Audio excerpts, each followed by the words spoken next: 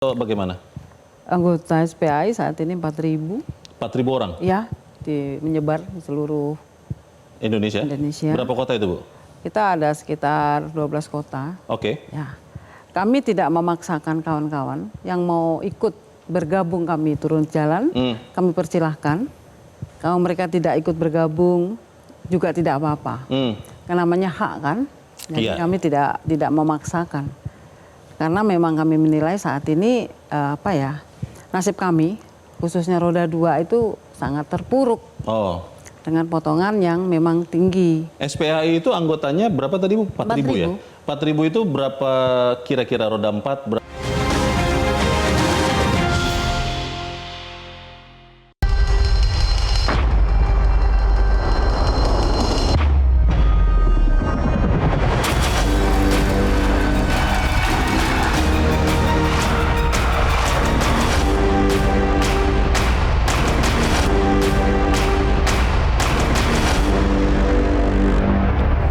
Terima kasih pemirsa, Anda masih berada di Metro TV dalam Top Ekonomi Metro TV. Kami malam ini telah mengundang Menteri Perhubungan, juga para aplikator ojek online.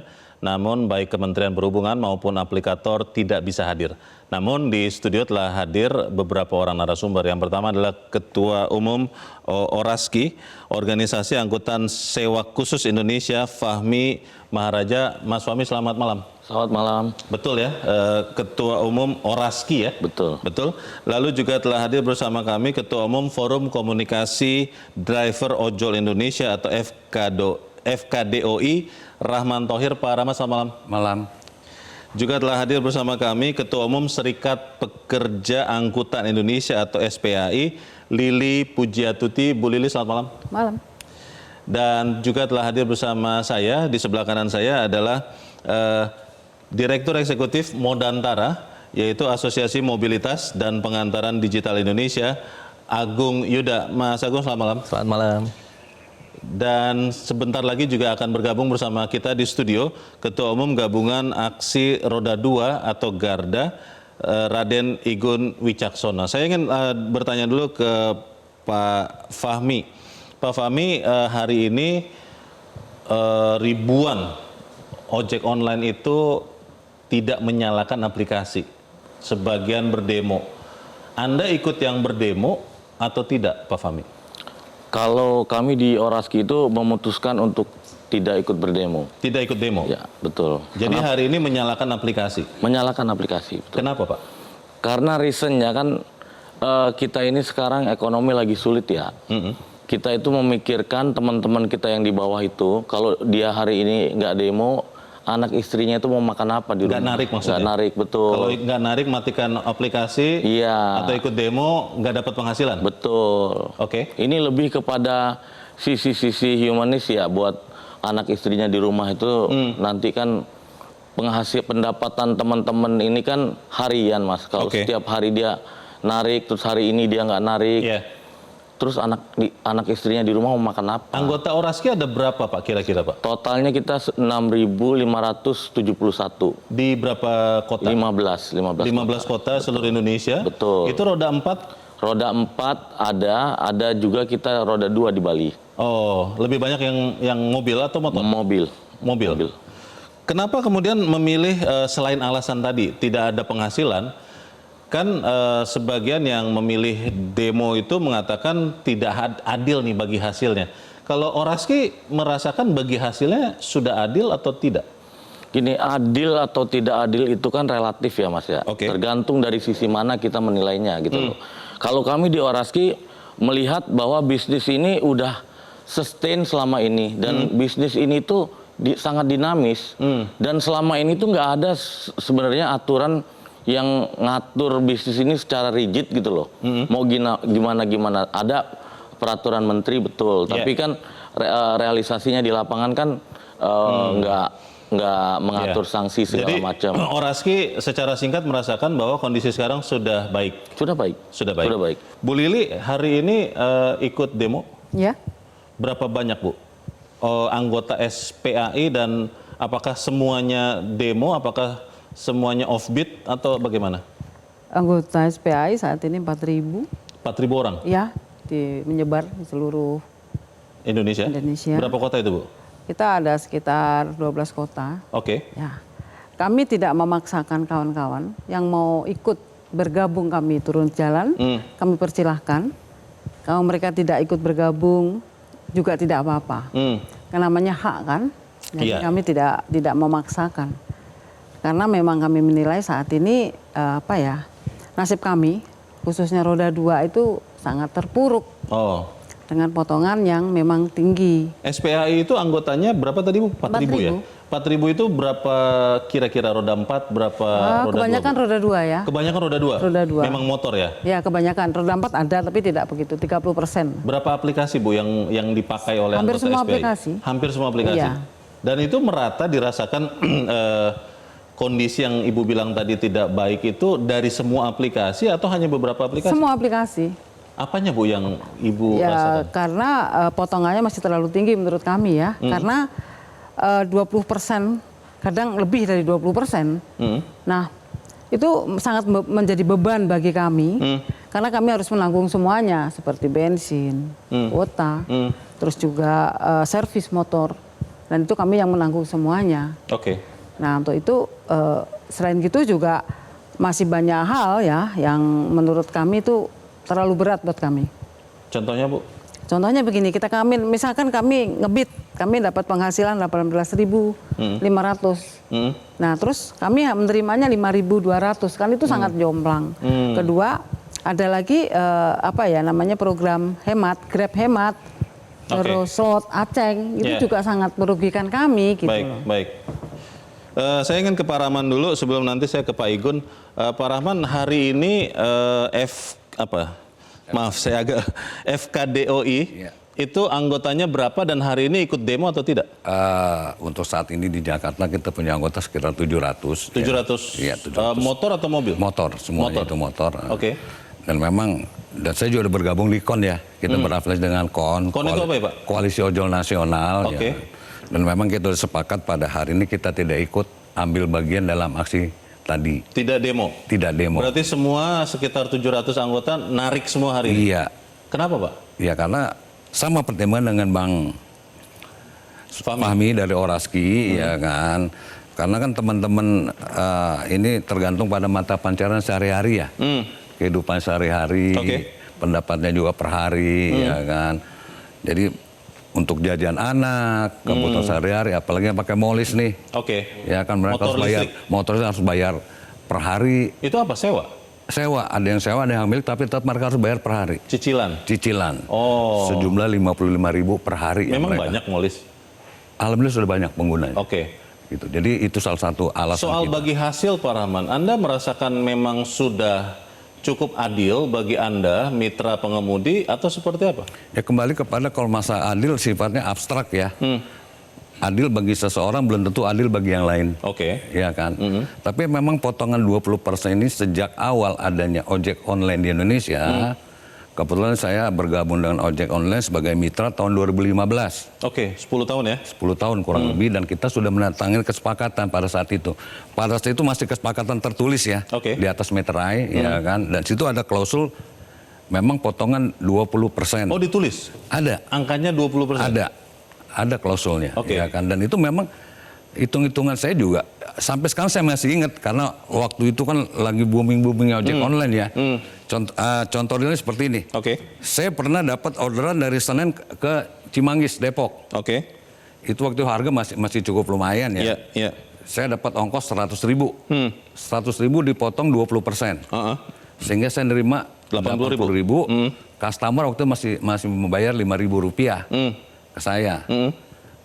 Customer bayar 5.000, 75.000 itu masuk ke deposit. Itu tahun 2015? 2015 sampai 2016-an. Tahun 2025 bagaimana? Tahun 2025 memang tetap 20. Tidak ada pergeseran-pergeseran, tetap 20. Jadi memutuskan untuk tidak demo karena memang memikirkan bagaimana pendapatan harian anggota dari FKDOI. Betul. Saya ingin ke Pak Igun. Pak Igun, katanya Anda nih dalangnya nih dari demo hari ini, benar atau benar? Ini bukan sebagai aksi dari satu saja. Oke. dari satu organisasi atau satu aliansi. Namun ini adalah aksi bersama-sama, gitu. Jadi kami dari organisasi, khususnya kami Garda sebagai asosiasi, berkeberatan dengan adanya biaya potongan aplikasi. Baik, Garda itu gabungan aksi roda 2, anggotanya berapa Pak sekarang Pak? Kalau di dalam aplikasi kami Garda Digital ada 6.897 yang terdaftar. Oke. Gitu. Namun, Pengemudi ya maksudnya ya? pengemudi roda 2 semua. Roda 2 semua nih ya? Roda 2 semua. Roda 4 tidak masuk anggota? Nggak masuk. Oke. Iya. Oke. Nah, anggota kami tersebar dari DPD mulai dari Sumatera Utara hingga Jayapura, Papua, Oke. dan Papua Barat. Tapi paling banyak di Pulau Jawa lah ya? Paling banyak dominan Di Pulau Jawa. Betul. Apa yang kemudian membuat akhirnya hari ini demo Pak? Apakah memang tidak ada cara untuk membicarakan dengan aplikasi, dengan Kementerian Perhubungan atau Kementerian Komdiji, itu tidak dilakukan atau memang sudah dilakukan tapi buntu? Iya. Jadi hal ini terjadi akibat adanya pelanggaran. Kementerian Perhubungan membuat Permenhub nomor 12 tahun 2019. Ini memang diskresi. Ini sebagai dasar dari regulasi yang dibuat untuk turunan selanjutnya. Oke.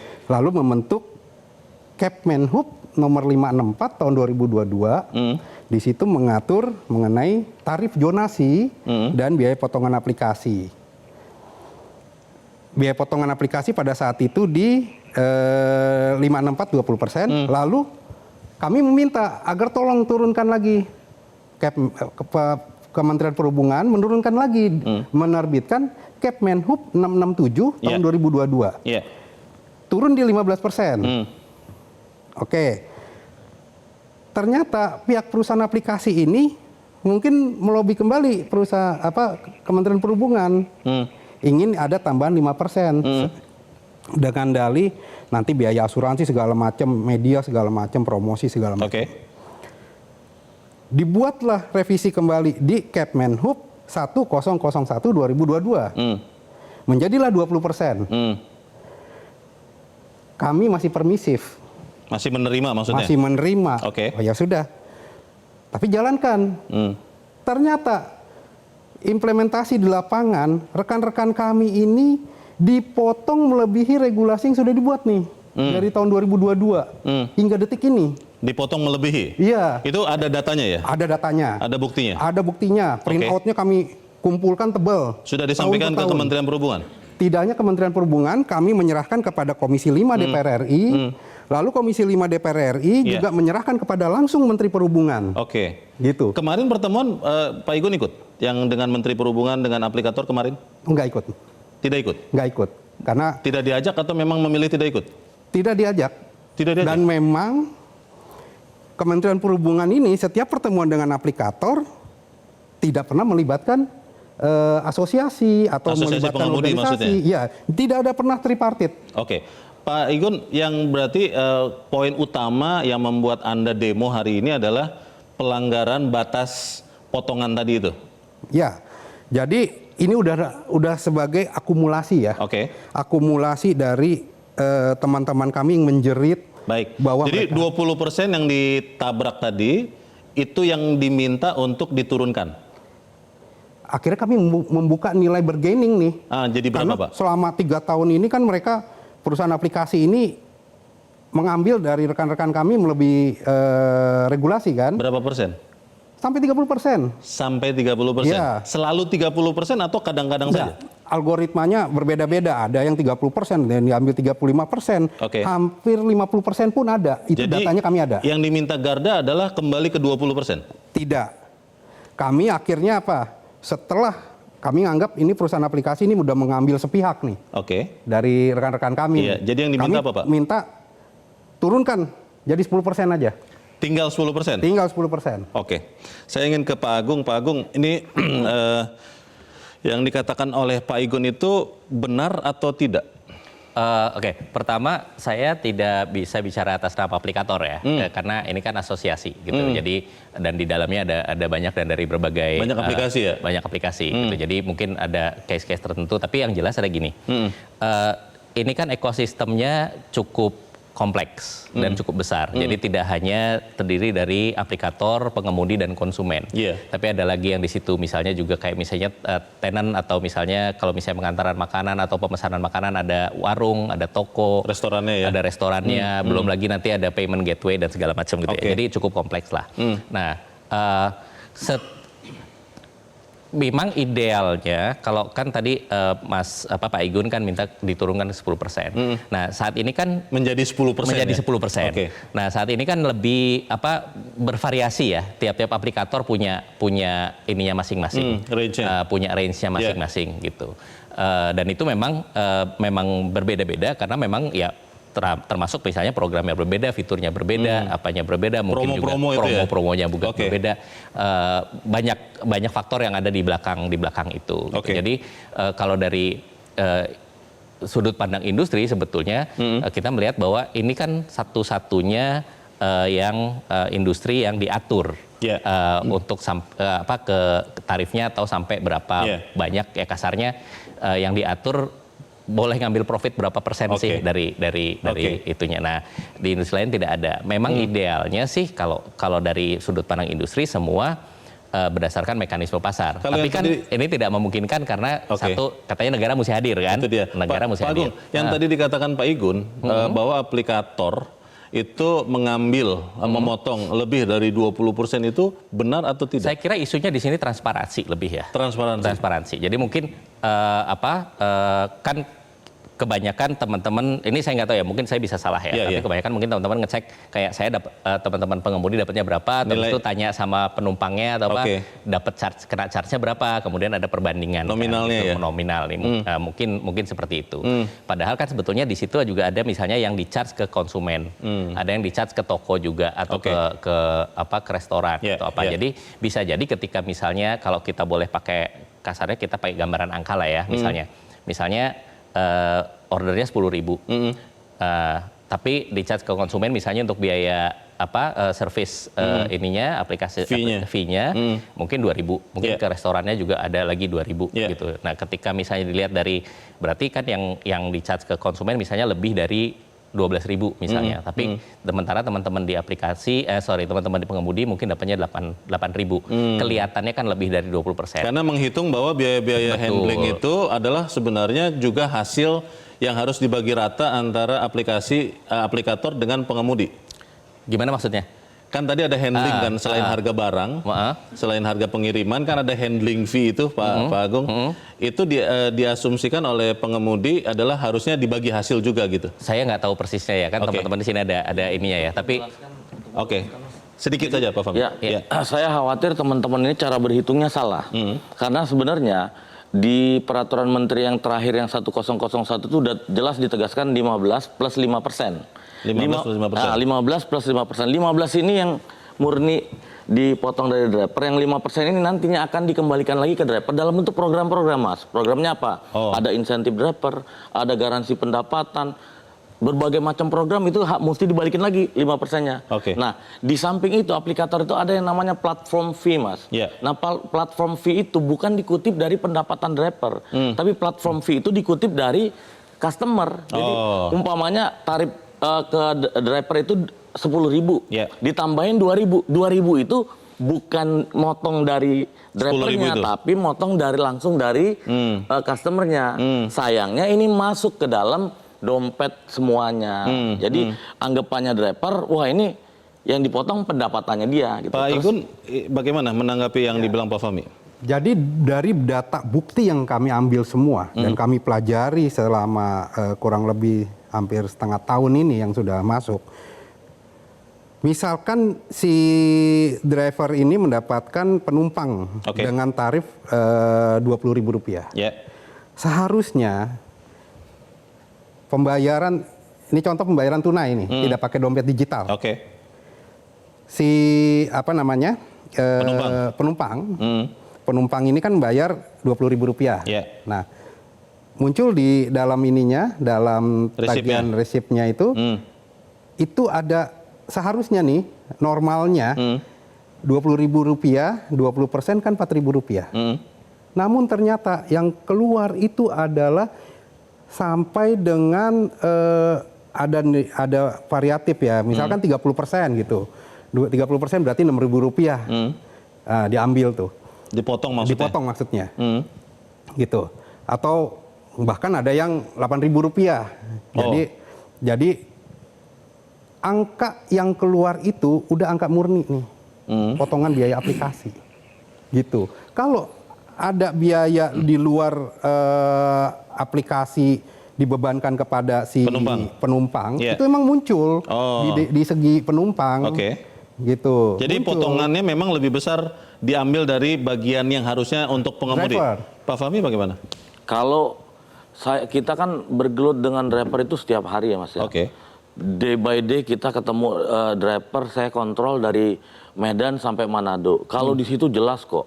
Ketika driver itu narik, setelah selesai narik itu kelihatan berapa biaya platform fee-nya, berapa biaya total tarifnya, berapa potongan ke drivernya. Itu kelihatan ada semua di situ. Dan tidak seperti yang dikatakan Pak Igun? Beda. Kalau dari analisa kita beda. Satu lagi saya meluruskan dari Bu Lili tadi. Bu Lili bilang semua aplikasi potongnya 20%. Enggak, Mas. Enggak semua aplikasi itu motongnya 20%. Tidak sama? Tidak. Ada, boleh saya sebut nggak? Boleh. Kayak InDriver itu 9,99%. Maxim itu 8,9 sampai 12%. Kurang dari 10? Kurang dari 10. Jadi sebenarnya teman-teman ini udah ada pilihan. Kalau memang teman-teman ini yakin maunya dipotong cuma di bawah 10% atau maksimal 10%. Pindah aplikasi? Kenapa nggak pindah ke aplikasi? Pindah aplikasi? Betul. Bu Lili mau pindah aplikasi? Kan ini pilihan. Nggak mau? Kan lebih murah Bu potongannya Bu? Bukan begitu, murah potongannya tapi kan tarifnya juga lebih murah. Bagian Ibu jadi berkurang? Iya. Murah potongannya tapi tarifnya kan lebih murah. Contohnya yang kuning. Iya. Kuning itu apa ya? Maxim? Kuning aja ya. Nah, boleh sebut, saya lupa. Saya dulu memang driver kuning ya, karena sering banyak opik. Order fiktif. Nah, sering sekali. Dan itu pihak perusahaan juga tidak mau bertanggung jawab ketika ada. Kita kan tidak bisa memilah-milah, itu beneran atau order fiktif.